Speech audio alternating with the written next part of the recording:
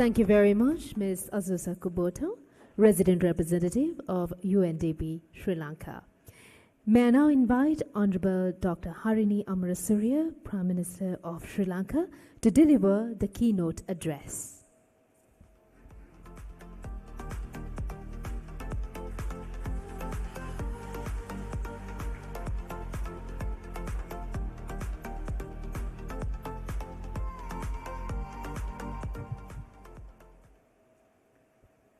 Thank you very much.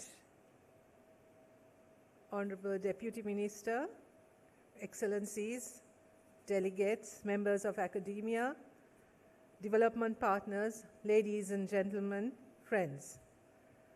Good afternoon. It is indeed a privilege to address you this evening at the closing ceremony of the Climate Action Symposium.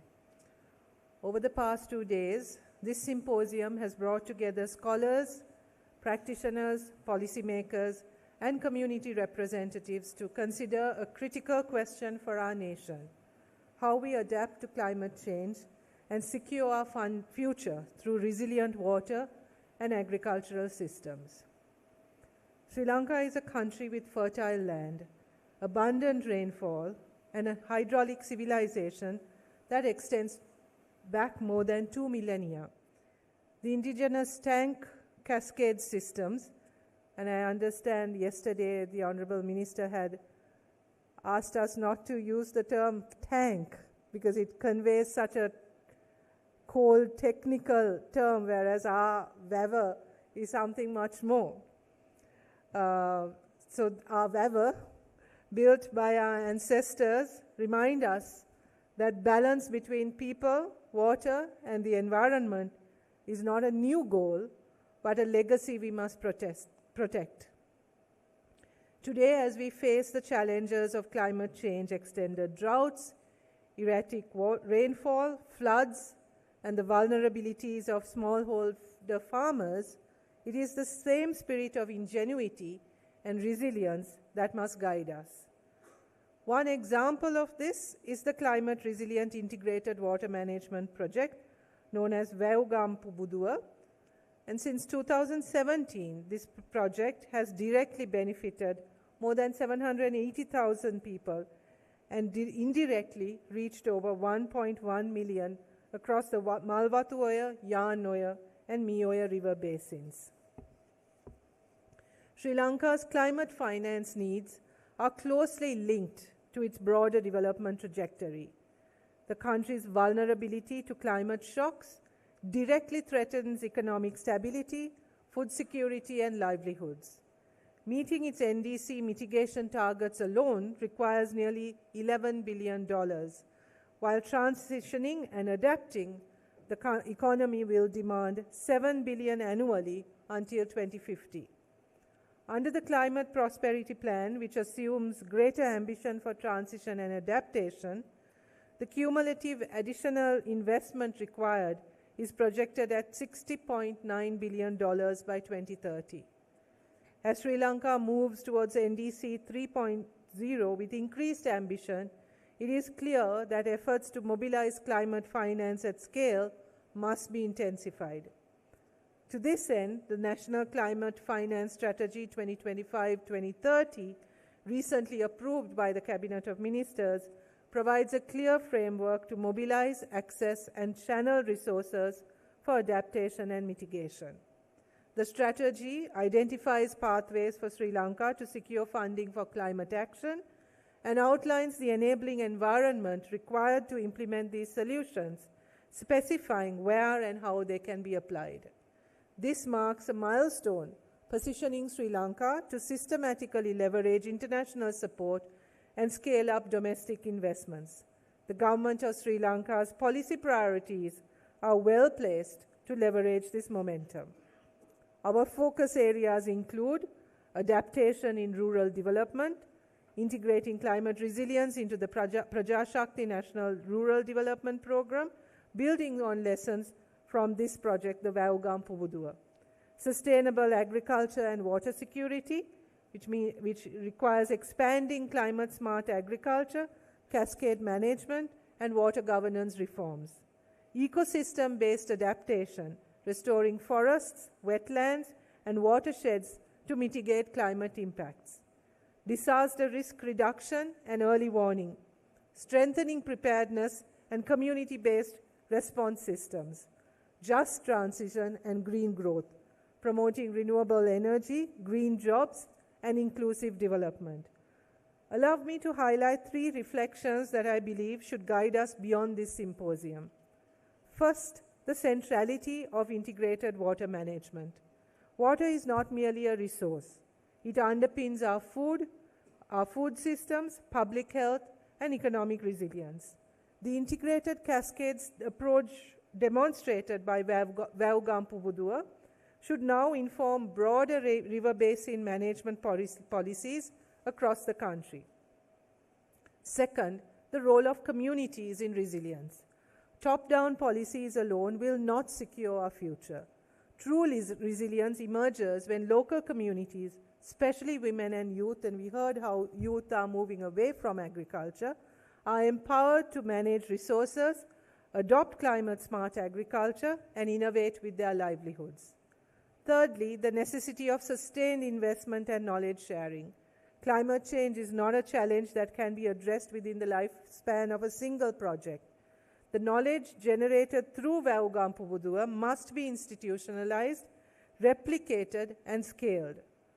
Sri Lanka must continue to invest in climate-resilient agriculture, water infrastructure, and digital technologies for early warning and resource planning. Equally important, we should share our lessons with other countries in the region and learn from their experiences, contributing to the global discourse on transformative climate adaptation. And I'm so pleased to see so many academics here and the partnership with the University of Peradeniya, the Faculty of Agriculture and the Faculty of Engineering, which I think would be a really great model for us to take these lessons beyond our shores. Ladies and gentlemen, the theme of this symposium, Food, Water, and Climate Security through Integrated Local Water Management, Lessons Learned, is highly relevant at this moment in history. Around the world, nations are grappling with the complex intersections of climate change, food security, and sustainable livelihoods. In Sri Lanka, through the experience of CRIWMP Ubudua, we have shown that with the right partnerships between government, international agencies, and local communities, we can pioneer solutions that are both nationally significant and globally relevant. Looking ahead, our government remains committed to building on these achievements. We will continue to mainstream climate resilience into national policies, strengthen intersectoral coordination, and promote investment in sustainable agriculture and water management.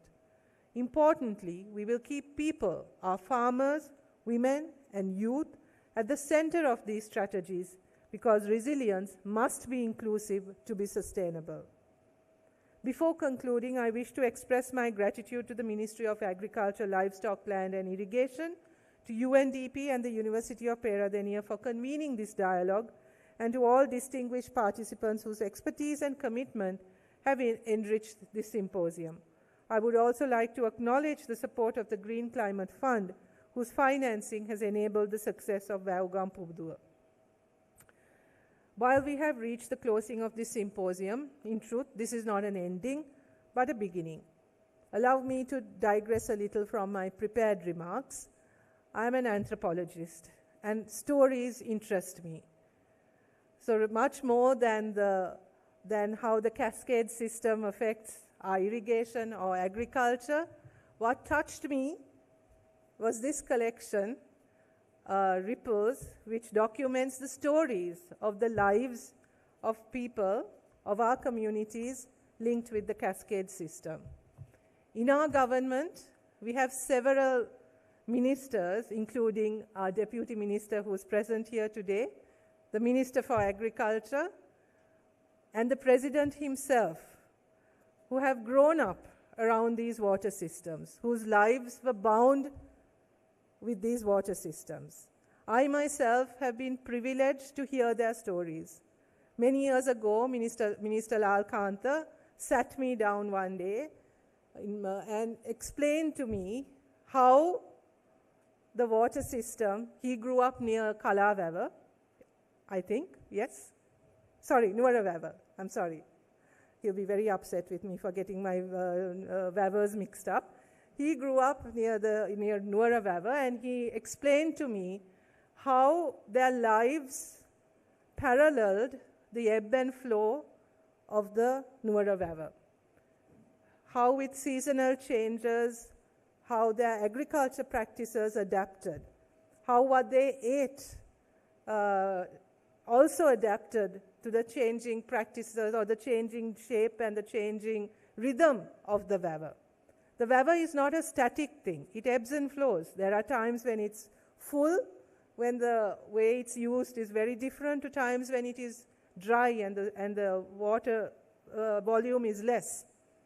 The flora and the fauna that grow around each Wewa. Most importantly, the lifestyles that it nourishes. Our Wewas are not just systems of irrigation or engineering feats.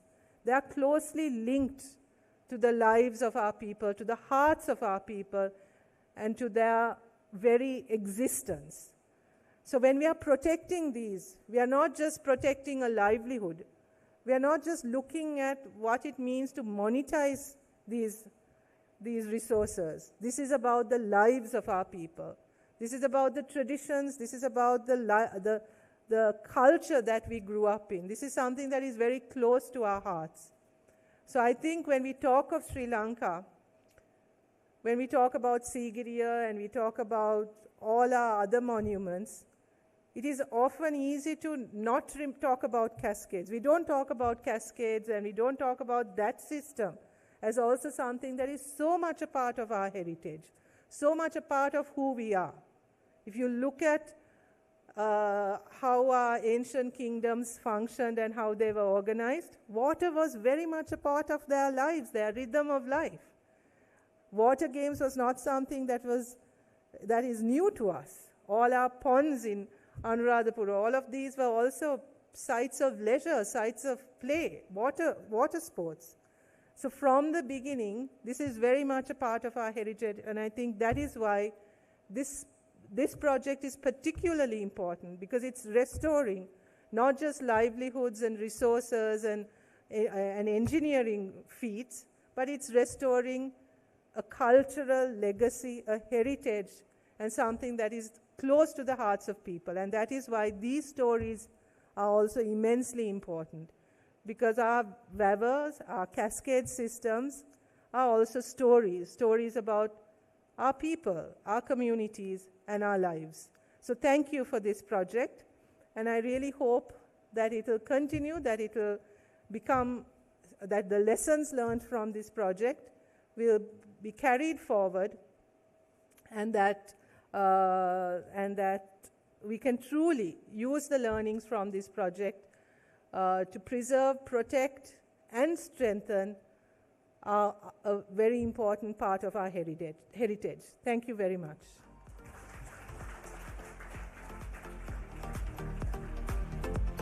Thank you very much, Honorable Prime Minister, for that very thought-provoking and touching address. And ladies and gentlemen, it's time now for us to move on to a very beautiful cultural performance.